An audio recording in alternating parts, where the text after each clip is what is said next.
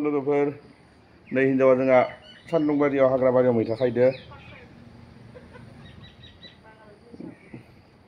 आं खनसे आगोलनि भिडिअ देखायखांबाय आं खानायखौ मैथाखौ नै बेनो जायगाया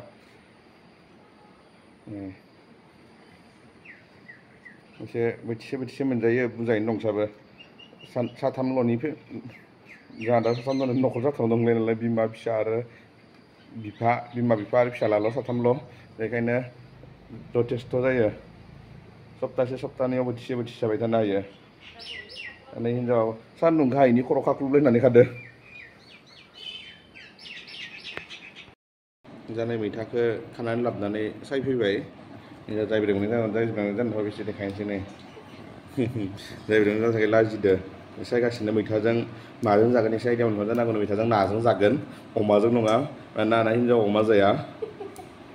मैथाजों नाजों जानोसै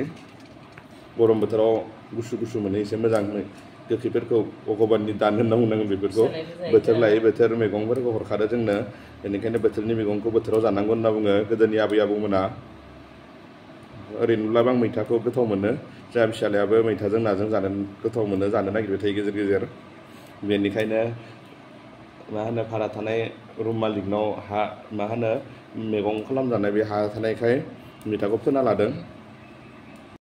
गाय आंहासो खोमाया एसे प्रब्लेम जाना दं सानथामसो जाबाय एसे खोमाया साबाय थानाया माबाफोर हाबदोंमोन नामाथाय मा होनो खोमा एरग्रा बायना मोननाय बेखौ दाखालि बावै एरदोंमोन एरनायाव एसे थाबोबाय ना माखोसो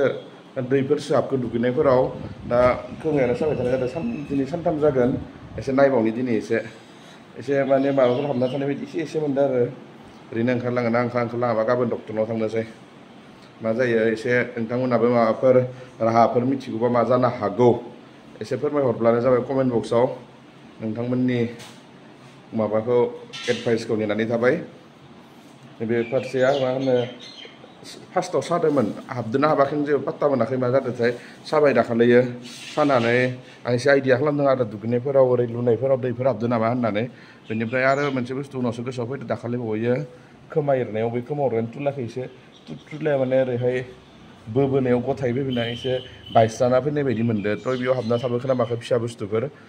मैयाफोरनिफ्राय एसे सानाया दा एसे खमायदो दा सानसुफु बारखांनासो एसे खर' सर' सानलांनो नागिरोना बेखायनो सानसुफु बारखांना माबायदि सायो बेखौ नायनानै जुदि दिनैबो मोजां जाया गाबोनसिम मोजां जायाबाथाय गाबोन डक्टरनाव थांनांसिगौ आरो नोंथांमोनहा मा एडभाइस होयो एसे फोरमायहरदो